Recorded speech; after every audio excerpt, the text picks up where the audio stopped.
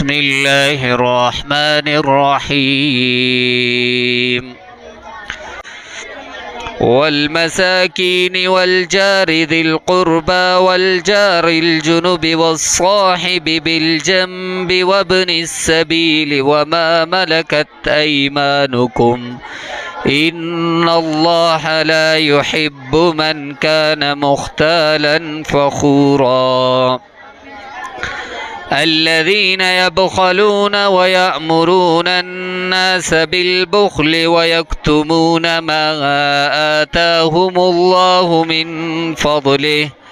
وأعتدنا للكافرين عذابا مهينا